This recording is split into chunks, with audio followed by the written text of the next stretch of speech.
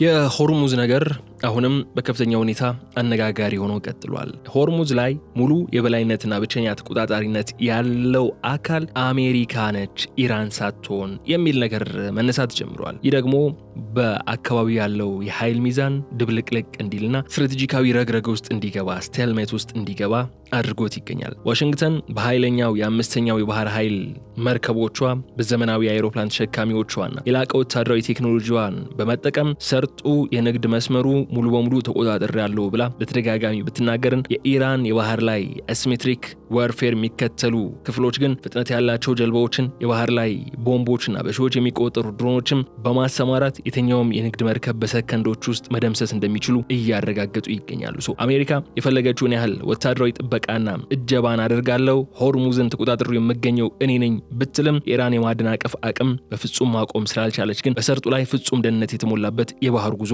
ማረጋገጥ ሳይቻል ቀጥሏል። የኃይል ሚዛኑን ጠለቅ ብለን ስንመለከተው የምናገኘው እውነታ የትኛውም ወገን ብቸኛ የበላይ ሆኖ መውጣት እንዳልቻለና ሁለቱም ወገኖች የራሳቸው የተገደበ ወታደራዊ አቅምና መደራደሪያ መሳሪያ አድርገው እየተጠቀሙበት እንዳሉ ነው። አሜሪካ በኢራን ዋና ወደቦች ላይ የጣለችው የባህር ላይ እገዳና የጦር መርከቦች ስብስብ የኢራንን ኢኮኖሚያዊ ትንፋሽና የነዳጅ ኤክስፖርት ያነቀ ቢመስልም ኢራንም የሰርጡን ደህንነት ዋስትና በማሳጣት የዓለምን የኃይል አቅርቦትና የመርከቦች እንቅስቃሴ ማናጋቷን ቀጥላለች። አሜሪካውያን ሰርጡን ከአደገኛ ወጥመዶችን አጽድተናል፣ መርከቦችም በነጻነት እያሳለፍን ነው ቢሉም ዓለም አቀፍ የንግድ መርከቦች ግን አሁንም በኢራን የባህር ዳርቻ ሚሳኤሎችና ድሮኖች ጥቃት እንዳይሰነዘርባቸው በመስጋት መንገዱን ለመጠቀም ፈቃደኞች አይደሉም። ይህ ሁኔታ የሚያስረዳን የሆርሙዝ ሰርጥ ቁጥጥር በወታደራዊ ግዝፈት ሳይሆን መርከቦች በደህና የመሸጋገር ዋስትና ላይ የተመሰረተ መሆኑ ነው። በሁለቱ ሀያላን መካከል ያለው እውነተኛ ገጽታም የኃይል እኩልነት ፉክክሩ ረግረጋማ ወጥመድ ውስጥ መግባቱ የሚያሳይ ነው። ስለዚህ ዛሬ ይህንን የምንመለከት ይሆናል። አብራችሁን በመቆየት እንድትከታተሉ እንጋብዛችኋለን። የገበያ ግሎባልን የዩቲዩብ ገጽ ሰብስክራይብ አድርጉ፣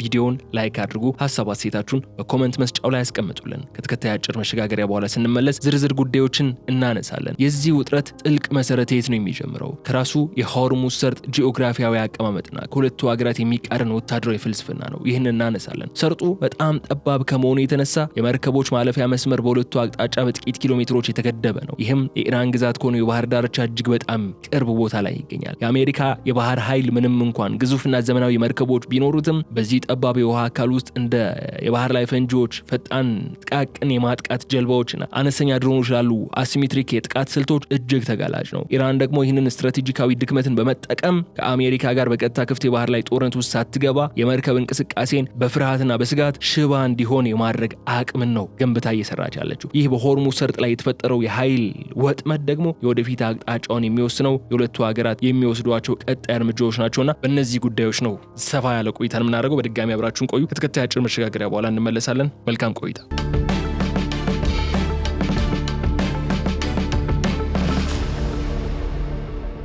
የሆርሙዝ ሰርጥ መዘጋት በቀጠናዊ የጂኦፖለቲካ ግጭት የተወለደ ክስተት ብቻ ሳይሆን የመላውን ዓለም የንግድ የኢንዱስትሪና የኃይል አቅርቦት ሰንሰለት መዋቅራዊ በሆነ መንገድ ሽባ ያደረገ ታሪካዊ አደጋ ነው። ግጭቱ በከፍተኛ ደረጃ ከመባባሱ በፊት በቀን ከ120 በላይ ግዙፍ የነዳጅ የተፈጥሮ ጋዝና የካርጎ ጭነት መርከቦች በሚያልፉበት በዚህ ስትራቴጂካዊ የባህር መተላለፊያ ላይ በአሁኑ ወቅት የዕለት መርከቦች እንቅስቃሴ ቁጥር ወደ 14 ብቻ ዝቅ ብለዋል የሚሉ መረጃዎች እየወጡ ነው ያሉት። ይህ ደግሞ አጠቃላይ የዓለም አቀፍ የባህር ላይ የንግድ ፍሰት በከፍተኛ ደረጃ መዘጋቱን ያረጋግጣል። የአስደናቂ ቁጥር በግልጽ የሚያስረዳን አሜሪካና አጋሮቿ የሚያቀርቡትን የጦር መርከቦች ከለላና የደህንነት ዋስትና ዓለም አቀፍ የመርከብ ኩባንያዎች በቂ ያለመሆኑና ኢራን በሰርጡ ላይ የጣለችውን የስነ ልቦናና የወታደራዊ ጥቃት ስጋት ንግዱን ሙሉ በሙሉ ለማቆም መቻሉን የሚያረጋግጠው። ለዚህ ዓለም አቀፍ የንግድ መስመር እገዳና መዘጋት ዋነኛው ምክንያት ደግሞ የመርከብ ባለቤቶች የዓለም አቀፍ የካርጎ ኩባንያዎችና የኢንሹራንስ ተቋማት የሚገጥማቸውን እጅግ ከፍተኛ የሆነ የፋይናንስና የደህንነት አደጋ ነው። በቅርቡ በአቡዳቢ ብሔራዊ የነዳጅ ኩባንያ ወይም ኤዲኤንኦሲ መርከቦችና በሌሎች ገለልተኛ ሀገራት የንግድ ጉዞዎች ላይ የተሰነዘሩት የታቀዱ የድሮና የባህር ዳርቻ ሚሳኤል ጥቃቶች እንዲሁም ከ50 በላይ የመርከብ መጎዳቶችና ሙሉ በሙሉ መቃጠሎች አደጋዎች የዓለም አቀፍ የኢንሹራንስ ሰጪዎችን ስጋት ጣሪያ አስነክቶታል። የኢንሹራንስ ኩባንያዎች ለሆርሙዝ ሰርጥ ተጓዥ መርከቦች የሚጠይቁት የጦርነት ስጋት ክፍያ ወይም ዋር ሪስክ ፕሪሚየም በከፍተኛ ሁኔታ በመጨመራቸው ምክንያት ወይም በአንዳንድ አጋጣሚዎች ሙሉ በሙሉ ዋስትና አንሰጥም ለማለት በመገደዳቸው ምክንያት የመርከብ ኩባንያዎች የቢሊዮን ዶላር ንብረቶቻቸውና ሰራተኞቻቸውን ህይወት ለአደጋ ማጋለጥ እንዲፈጥን አይፈልጉም። አሜሪካና አጋሮቿ የጦር መርከቦቻቸውን በማሰለፍ የመርከቦችን ደህንነት አስጠብቀው ለማሳለፍና የውሃ መንገዱን ክፍት ለማስመሰል ዘመቻዎች ቢያካሂዱም የመርከብ ኢንዱስትሪው ግን ይህንን ጥበቃ እንደ በቂ መፍትሄ አልተቀበለውም። በኢራን በኩል የሚቃጣው አሲሜትሪክ ጥቃት አስቀድሞ መተንበይ የማይቻል በትንሽ ፈጣን ጀልባዎችና ድብቅ ቦታዎች በተተከሉ ሚሳኤሎችና ድሮኖች የሚፈጸም በመሆኑ ግዙፍ የአሜሪካ የጦር መርከቦች እያንዳንዱን የንግድ መርከብ ከ100% አደጋ የመጠበቅ አቅም የላቸውም። በዚህ ምክንያት ዓለም አቀፍ ደረጃ በነዳጅና በጋዝ አቅርቦት ላይ የተፈጠረው መስተጓጎል የካርጎ መርከቦችን ዋጋ በማስወደድ የዓለም አቀፍ የአቅርቦት ሰንሰለቶችን በማዘግየትና የመጓጓዣ ጊዜን በሳምንታት ጊዜ በማራዘም መላውን የዓለም ኢኮኖሚ በከፍተኛ የቀውስ አዙሪት ውስጥ እንዲገባ አድርጎታል። የሆርሙዝ ሰርጥ መዘጋት ያስከተለው ንዝረት ከአረብ ባህረ ሰላጤ ባሻገር በኤዥያ፣ በአውሮፓ፣ በአሜሪካ ኢንዱስትሪና በአፍሪካ ቀጥተኛ ተጽዕኖ ማሳደሩን ቀጥሏል። ከሰርጡ መታፈን ጋር ተያይዞ በየቀኑ ወደ ዓለም ገበያ ይፈስ የነበረውን ሚሊዮኖች በርሜል ነዳጅ መቆሙ የኤነርጂ እጥረት አደጋ በመላው ዓለም እንዲያንዣብብ አድርጓል። የዓለም አቀፍ የንግድ መዋቅር በዚህ ጠባብ የባህር መተላለፊያ ላይ የነበረው ጥገኝነት ተጋላጭነቱን በግልጽ ያሳየ ሲሆን የሰርጡ መዘጋት በቀጣይም ቢሆን አጠቃላይ የዓለም አቀፍ የንግድ ስርዓት እንዴት በቀላሉ ለከፍተኛ ውድቀት እንደሚዳረግ ያሳየም የታሪክ ትልቅ ማስጠንቀቂያ ሆኗል። ከዚህ ባሻገር የኢራን እስላማዊ አብዮታዊ ዘብ ወይም IRGC የባህር ኃይል የዓለምን አንደኛ የባህር ኃይል የሚፋለመው በተመሳሳይ ግዙፍ የጦር መርከቦች ወይም አይሮፕላን ተሸካሚዎች ሳይሆን ወታደራዊ ወጪያቸው እጅግ አነስተኛ በሆኑ ነገር ግን ከፍተኛ ጂኦፖለቲካዊና ኢኮኖሚያዊ ውድመት በሚያስከትሉ አሲሜትሪክ በሆኑ ስትራቴጂዎች ነው። ቴህራን የሆርሙዝን ሰርጥ ለማነቅና የአሜሪካን ወታደራዊ በላይነት ለማክሸፍ ግዙፍ የጦር መርከቦችን በሰርጡ መሃል አታሳልፍም። ይልቁንም በሺዎች የሚቆጠሩ የባህር ላይ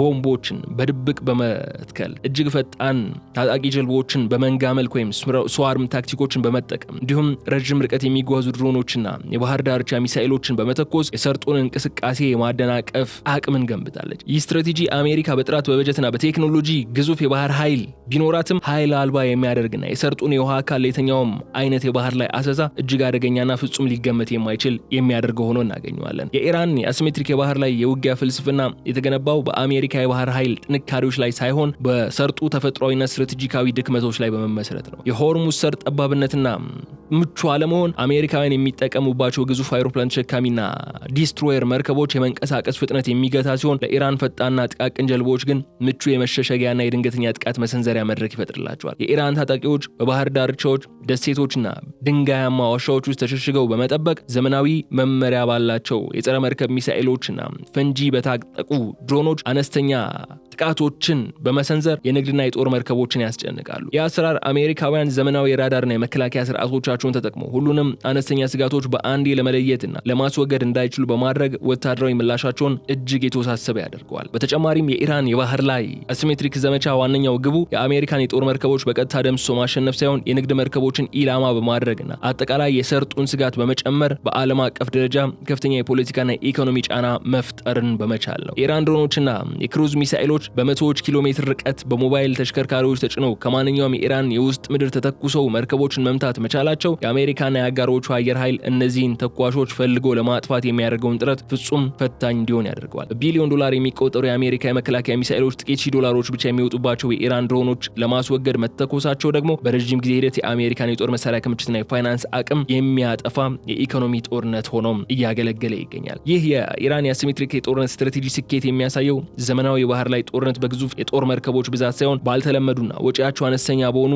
የጥቃት አማራጮች እንዴት መቀየር እንደሚቻል ነው የሚያሳየው። ቴህራን የዓለምን የኃይል አቅርቦት መያዣ በማድረግና የአሜሪካን ባህላዊ የባህር ላይ የበላይነት አቅምን በማዳከም በሆርሙዝ ሰርጥ ላይ የራሷን የኃይል ስሌት ማስከበር እንችላለች። ይህ ስትራቴጂካዊ አካሄድ ደግሞ አሜሪካና አጋሮቿ የወታደራዊ ትምህርታቸውንና የመከላከያ ስልቶቻቸውን እንደገና እንዲፈትሹ ያስገደደ ሲሆን በሆርሙዝ ሰርጥ ላይ ያለው ወታደራዊ እኩልነትም በቴክኖሎጂ ሳይሆን ባልተመጣጠነ የጥቃት ስልት የተቃኘ መሆኑን ቁልጭ አድርጎ ያሳያል። በሌላ በኩል አሜሪካ የባህር ኃይሏን በኢራን ዋና ዋና የወደብ ከተሞችና የነዳጅ ማደያዎች ላይ የጣለው ጥብቅ የባህር ላይ ከበባ የቴህራን ይፋዊ የነዳጅ ኤክስፖርትና የወጪ ንግድ እንቅስቃሴም በከፍተኛ ደረጃ ያነቀ ቢሆንም የሆርሙዝ ሰርጥ ለዓለም አቀፍ ንግድ ክፍት ለማድረግና ደህንነቱን ሙሉ በሙሉ ለማረጋገጥ ግን በቂ አልሆነም። ዋሽንግተን በባህር ኃይሏ አማካኝነት ወደ ኢራን የሚገቡና የሚወጡ የካርጎና የነዳጅ መርከቦችን እንቅስቃሴ በመግታት የቴህራን የመንግስት ገቢ ለማድረቅ ብትችልም ይህ ጠንካራ ወታደራዊ እርምጃ የኢራንን ብሔራዊ ቁጣ ከመቀስቀስ ባለፈ የባሰ አሲሜትሪክ ምላሽ እንድትሰጥ አስገድዷታል። አሜሪካ በወታደራዊ ኃይልና በከበባ ስትራቴጂ ንግዱን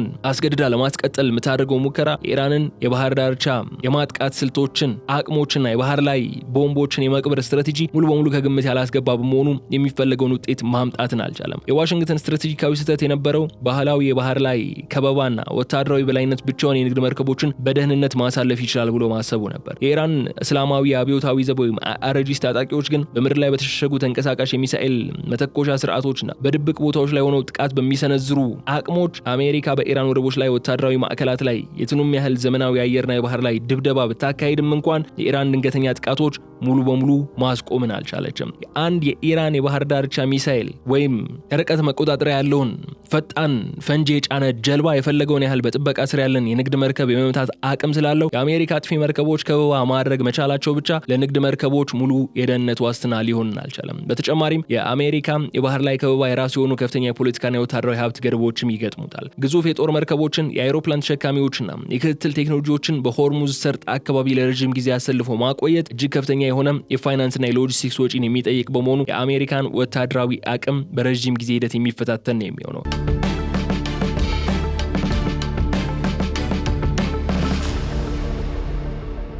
በሌላ በኩል ከበባው የኢራንን መደበኛ ኢኮኖሚ የጎዳ ቢሆንም ኢራን በድብቅና ባልተለመዱ የመርከብ መስመሮች የምታደርጋቸው የጥቁር ገበያ ንግዶች ግን ሙሉ በሙሉ ማቆምን አልተቻለም። ይልቁንም ከበባው ኢራን የሰርጡን ደህንነት የበለጠ እንድታወቅ በማድረግ አሜሪካና አጋሮቿ ከጥቅማቸው ይልቅ ጉዳታቸው እንዲያመዝን የሚያስገድድ ስልቷ እንድታጠናክር አድርጓታል። የአሜሪካ የባህር ላይ ከበባ የሚያስገኘው ውጤት አሜሪካ በዓለም አቀፍ የባህር ላይ ደህንነት ማስጠበቅ የመቻል አቅሟ ላይ ያሉትን ገደቦች በግልጽ ያሳየ ሆኗል። አሜሪካ የትኑም ያህል የላቀ የጦር መሳሪያና ግዙፍ የባህር ኃይል ቢኖራትም በጠባብና ስትራቴጂካዊ የባህር መተላለፊያ ላይ አሲሜትሪክ ጥቃቶችን ሙሉ በሙሉ መከላከል እንደማትችል አረጋግጧል። ይህ ሁኔታ በዲፕሎማሲያዊ መንገድ ካልሆነ በስተቀር በወታደራዊ ኃይልና በከበባ ብቻ የሆርሙዝ ሰርጥን ደህንነት ማረጋገጥና የዓለም አቀፍ ንግድ ፍሰትን ወደ ነበረበት መመለስ የማይቻል መሆኑን በተግባር ያረጋገጠ ክስተትም ሆኗል። ከዚህ ባሻገር በሆርሙዝ ሰርጥ ላይ የተከሰተው ወታደራዊና ስትራቴጂካዊ ትንቅንቅ በቀጥታ የዓለምን ኢኮኖሚ ሉና የሚፈታተንና ከ1970ዎቹ የዓለም አቀፍ የነዳጅ ቀውስ ወዲህ ታይቶ የማይታወቅ የነዳጅ ዋጋ ንረትና የኃይል እጥረት ያስከተለም አደገኛ ክስተት ነው የሆነው። በዓለም አቀፍ ደረጃ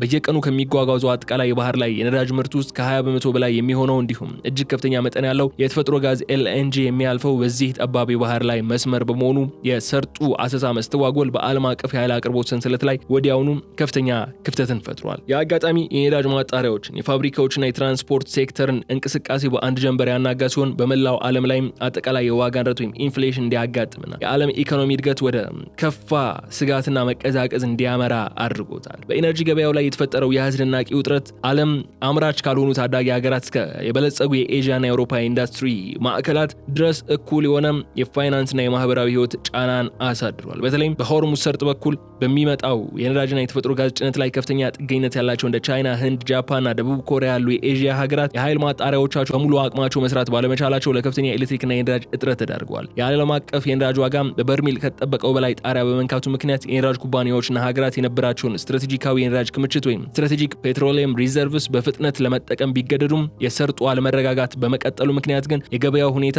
ፍርሃትና ስጋት ማረጋጋትን አልተቻለም። የነዳጅ ዋጋ ንረቱ ያስከተለው ኢኮኖሚያዊ ንዝረት በኃይል ሴክተር ብቻ የተገደበ ሳይሆን ዓለም አቀፍ የማኒፋክቸሪንግ የግብርናና የትራንስፖርት ሴክተሮችን ሙሉ በሙሉ ያናጋ መዋቅራዊ ቀውስም ነው የሆነው። የነዳጅና የጋዝ ዋጋ በመጨመር የማዳበሪያ ምርትን፣ የምግብ ማቀናበሪያዎችና የዓለም አቀፍ የካርጎ መጓጓዣ ወጪዎችን በጂኦሜትሪክ እድገት ከፍ እንዲል በማድረጉ በዓለም ዙሪያ በሚገኙ ችርቻሮ ገበያዎች ላይ መሰረታዊ እቃዎች ዋጋቸው በከፍተኛ ሁኔታ እንዲያሻቅብ አድርጓል። አሜሪካና አጋሮቿ የኢነርጂ ገበያውን ለማረጋጋት የትኑም ያህል የፖሊሲና የወታደራዊ ምላሾችን ለመስጠት ቢሞክሩም የሆርሙዝ ሰርጥ ደህንነት ሳይረጋገጥ አጠቃላይ የኃይል ገበያውን ወደ ነበረበት መደበኛ ሁኔታ መመለስ የማይቻል መሆኑ ግን የኢኮኖሚ አመልካቾች ቁልጭ አድርገው አሳይቷል።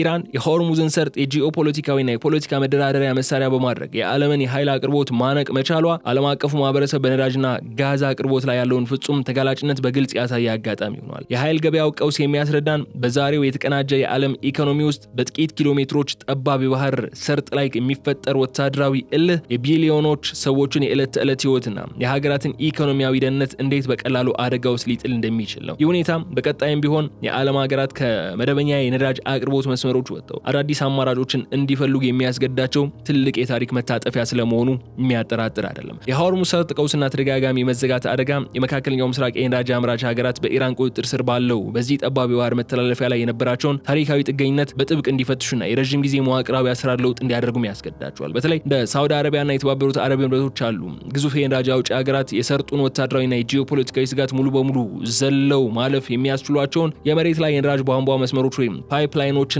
አዳዲስ የመርከብ ማቆሚያ ወደቦችን በከፍተኛ በጀት በማስፋፋት ላይ ይገኛሉ። የስትራቴጂካዊ እርምጃ ኢራን የሆርሙዝ ሰርጥ እንደ ፖለቲካዊ መደራደሪያና የጦር መሳሪያ በመጠቀም በመላው ዓለምና በቀጠናው ሀገራት ላይ የምታደርገውን የኃይል የበላይነት ጫና የረዥም ጊዜ ዋጋ አልባ የሚያደርግና የኢነርጂ ትራንስፖርት ካርታውን ሙሉ በሙሉ የሚቀየር ክስተት ነው። በዚህ አዲስ የስትራቴጂ አቅጣጫ መሰረት የመካከለኛው ምስራቅ የኃይል ካርታና የነዳጅ ፍሰት መስመሮች መዋቅራዊ በሆነ መልኩ እየተቀየሩ ነው የሚገኙ። ሳውዲ አረቢያ ከሀገሪቱ የምስራቃዊ ነዳጅ ማውጫ ቦታዎች ተነስቶ ቀጥታ ወደ ምዕራቡ የያምቡ የቀይ ባህር ወደብ የሚዘልቀው ግዙፍ የምስራቅ ምዕራብ የነዳጅ ቧንቧ መስመር ወይም ኢስት ዌስት ፓይፕላይን የማስተላለፍ አቅም በከፍተኛ ደረጃን በማሳደግ የነዳጅ አቅሟን ሆርሙዝን ሳይነካ በቀጥታ ለዓለም ገበያ ለማቅረብን እየሞከረች ትገኛለች። በሌላ በኩል የተባበሩት አረብ ኤሚሬቶች ከሀብታሙ የሀብሻንና የአቡዳቢ ነዳጅ መስኮች ተነስቶ የሰርጡን መውጫ በመዝለል ቀጥታ ከሆርሙዝ ውጭ በሚገኘው የኦማን ባህረ ሰላጤ ላይ ወደ ተገነባው የፋይጁራ ግዙፍ ወደብ የሚያደርሰውን የሀብሻን ፋይጁራ የነዳጅ ቧንቧ መስመር በሙሉ አቅሙ እንዲሰራ እየጣረች ትገኛለች። እነዚህ አዳዲስና አማራጭ የመሬት መሰረተ ልማቶች ሀገራቱ የነዳጅ ምርታቸውን ያለምንም የኢራን ስጋት ለውጭ ገበያ እንዲያቀርቡ የሚያስችሏቸው አስተማማኝ መውጫዎች ሆነው እያገለገሉ ይገኛል። ሆኖም ግን እነዚህ የመሬት ላይ የነዳጅ ቧንቧ መስመሮችና አማራጭ ወደቦች የሆርሙዝን ሰርጥ ሙሉ በሙሉ የመተካት አቅምን የላቸውም። ይልቁንም የችግሩን መጠን የሚያቀሉ የፊልተር ያህል ብቻ ናቸው። በሆርሙዝ ሰርጥ በኩል በየቀኑ ይጓጓዝ የነበረውን እጅግ ግዙፍ የነዳጅና የተፈጥሮ ጋዝ መጠን ከአማራጭ የቧንቧ መስመሮች አጠቃላይ የማስተላለፍ አቅም በላይ በመሆኑ የቀጠናው ሀገራት ሙሉ በሙሉ ከሆርሙዝ ስጋት ነፃ መሆንን አይችሉም። በተጨማሪም እነዚህ የቧንቧ መስመሮች ራሳቸው በምድር ላይ ከሚቃጡ የድሮን የሳቦታጅና የሚሳኤል ጥቃቶች ሙሉ በሙሉ የተጠበቁ ባለመሆናቸው የደህንነት ስጋቱን ከባህር ወደ ምድር ማዛወር እንጂ ስጋቱን ሙሉ በሙሉ ማስወገድን አልተቻለም። በመጨረሻም የጎረቤት ሀገራት አማራጭ የመሰረተ ልማት ዝርጋታና የትራንስፖርት አቅጣጫቸውን የመቀየር እርምጃ በረዥም ጊዜ ሂደት በኢራን የጂኦፖለቲካ ሚና ላይ ከፍተኛ የሆነ ውድቀት የሚያስከትል ነው የሚሆነው። ቴህራን በሆርሙዝ ሰርጥ ላይ ያላትን ብቸኛ ተቆጣጣሪነትና የዛቻ አቅምን በመጠቀም የዓለምን ኢኮኖሚ እጅ የመጠምዘዝ ስልቷ ጎረቤቶቿ አማራጭ መንገዶችን በስፋት በገነቡ ቁጥር እያጣቸው የምትሄደው ካርድ ነው የሚሆነው። የሆርሙዝ ቀውስ የመካከለኛው ምስራቅ ሀገራት በኢነርጂ መሰረተ ልማታቸው ላይ የበለጠ ተለዋዋጭና ዘመናዊ እንዲሆኑ ያስገደደ ሲሆን ወደፊት በቀጠናው የሚፈጠሩ የኃይል የማገድ ስራዎች ውስጥም የባህር ላይ ሰርጦች ብቻቸውን ወሳኝ መሆን የማይችሉበትን አዲስ የታሪክ ምዕራፍ እንዲከፈትም ገፊ ምክንያት ሆኖ ብቅ እያለ ነው ያለው። አሜሪካና በኢራን መካከል በየጊዜው የተደረጉት የጊዜያዊ የሰላም ጥረቶችና የባህር ላይ ነፃ የጉዞ ስምምነቶች በፍጥነት መፍረሳቸው በሁለቱ ሀገራት መካከል ያለውን ጥልቅ የፖለቲካ ወታደራዊና የስትራቴጂያዊ እምነት ማጣት ክፍተትን በግልጽ ያሳየ ታሪክ ምዕራፍ ነው።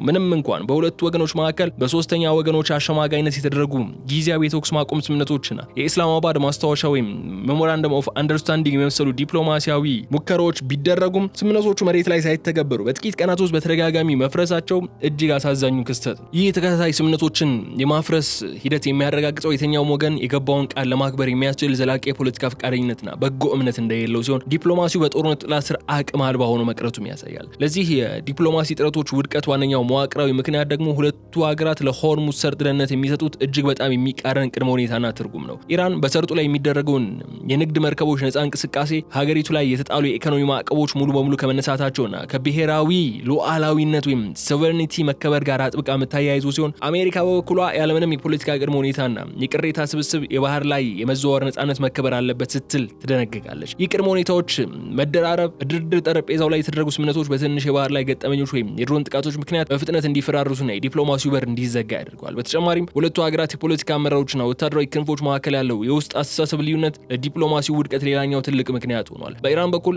የእስላማዊ አብዮታዊ ዘቡ ወይም አይአርጂሲ የባህር ኃይል አመራሮች በድርድር የሚገኝን ማንኛውም ስምምነት እንደ እጅ መስጠት የሚመለከቱት ሲሆን በዋሽንግተን በኩል ደግሞ ለኢራን የሚደረግ ማንኛውም አይነት የፖለቲካ ወይም የኢኮኖሚ ማብራሪያ እንደ ድክመት የሚቆጠርበት የፖለቲካ ምህዳር ሰፍኖ ይገኛል። በዲፕሎማቶች የተደረሱ ከፊል ስምምነቶች መሬት ላይ ባሉ ወታደራዊ አዛዦች የኃይል እርምጃ ምክንያት በጥቂት ሰዓታት ውስጥ ውድቅ የሚሆኑበት አደገኛ ተከታታይ ሁኔታዎች ተፈጥሯል።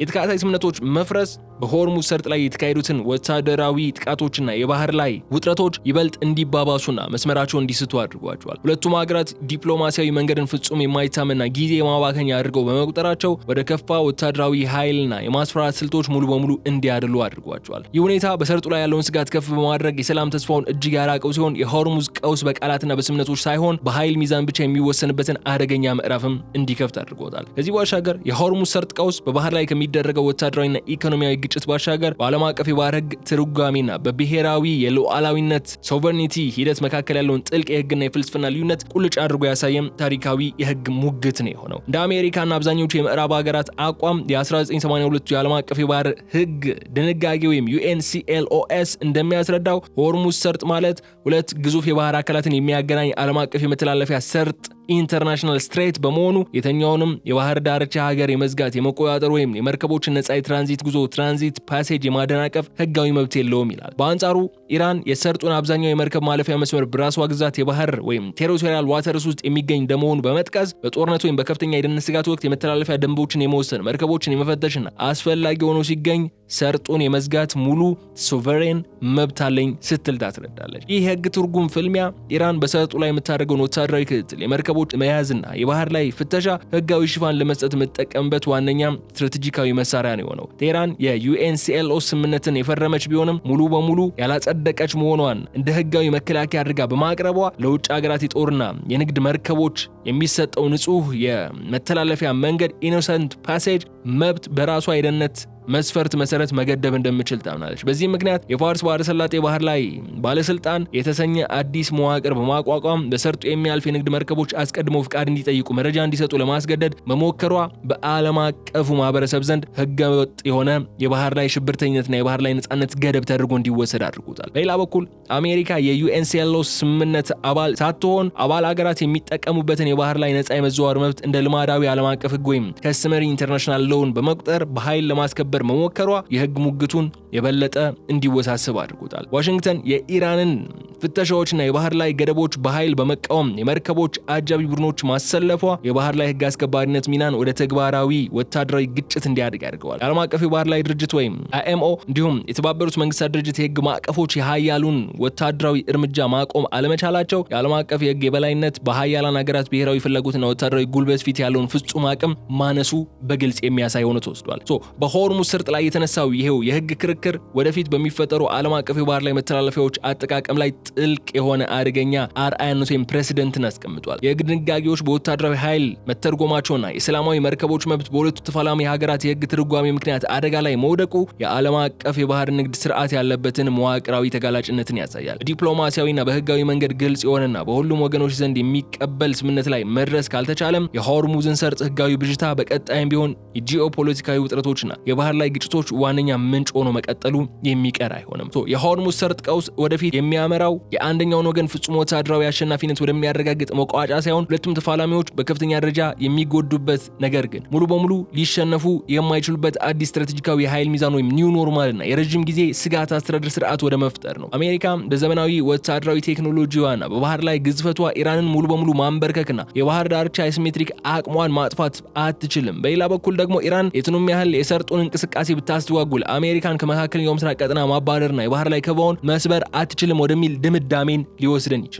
ሁለቱም ሀገራት በሆርሙዝ ሰርጥ ላይ የተፈጠረውን አለመረጋጋትና ስጋት እንደ ዋና የፖለቲካ መደራደሪያ መሳሪያን በመጠቀም ረዥም ጊዜ የሚቆይና ያልተቋረጠ የስነ ልቦና የኢኮኖሚና የተገደበ ወታደራዊ ፍልሚያ ውስጥ መቆየታቸውን መቀጠላቸው አይቀሬ መሆኑን ያስመለክተናል። ወደፊት የሆርሙዝ ሰርጥ ቀድሞ ወደነበረበት ሙሉ በሙሉ ሰላማዊ ክፍትና አስተማማኝ የንግድ መስመርነት የመመለስ እድሉም እጅግ አነስተኛና ታሪካዊ አቅጣጫውን የቀየርን የሆነው የዓለም አቀፍ ንግድ ተቋማት፣ የመርከብ ባለቤቶችና ግዙፍ የኃይል ኩባንያዎች ይህንን የሰርጡን ሁልጊዜም የሚቀሰቀስ ስጋት እንደ አዲስ የዘመኑ የንግድ እውነት አድርገው በመቀበል አሰራራቸውን ከአማራጭ የመሬት ቧንቧ መስመሮች፣ ከተራዘሙ የትራንስፖርት መንገዶችና ከከፍተኛ የኢንሹራንስ ወጪዎች ጋር በጥብቅ ለማላመድ ይገደዳሉ። ይህ መዋቅራዊ ለውጥ የሚያሳየው የሰርጡ አለመረጋጋት የጊዜያዊ ግጭት ውጤት ብቻ ሳይሆን የነበረውን አጠቃላይ የዓለም አቀፍ የነዳጅና የጋዝ አቅርቦት ሰንሰለት አደረጃጀቱን በዘላቂነት እንዲቀየር ያስገደደም ትልቅ ተርኒንግ ፖይንት መሆን ነው። በተጨማሪ የዚህ ቀውስ ወደፊት እጣ ፋንታ በቀጠናው በሚነሱ አዳዲስ የጂኦፖለቲካዊ አሰላለፎችና ባለብዙ ወገን የኃይል ሽፍቶች ይበልጥ የተወሳሰበ ይሆናል። እንደ ቻይናና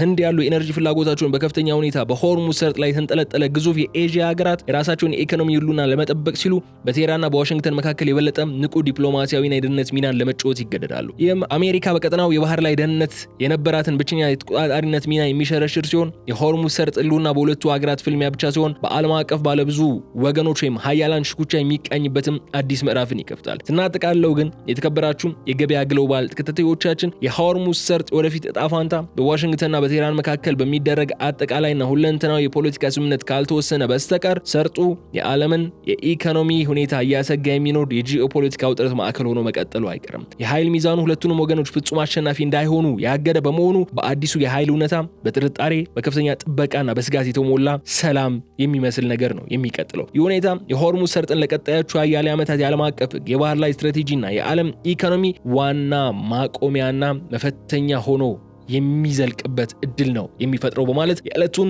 የገበያ የፖድካስት መሰናዶዋችን እዚህ ላይ እንቋጫለን። ከታተሉት የነበረው የገበያ ግሎባል የፖድካስት መሰናዶውን ነው። አብራችሁን በመቆየት ስላደመጣችሁን ስለተከታተላችሁን እጅግ አድርጌ ያመሰግናችኋለሁ። በቀጣይ በሌላ ጉዳይ መልሰን እስከምንገናኝ ድረስ በቸር እንድትቆዩኝ እመኛለሁ። የገበያ ግሎባልን የዩቲዩብ ገጽ ሰብስክራይብ አድርጉ፣ ቪዲዮውን ላይክ አድርጉ፣ ሐሳብ አስተያየታችሁን በኮመንት መስጫው ላይ አስቀምጡልን። በቀጣይ በሌላ ርዕሰ ጉዳይ በሌላ ቀን እስክንገናኝ ድረስ በቸር ሰንብቱልኝ። ሰላም።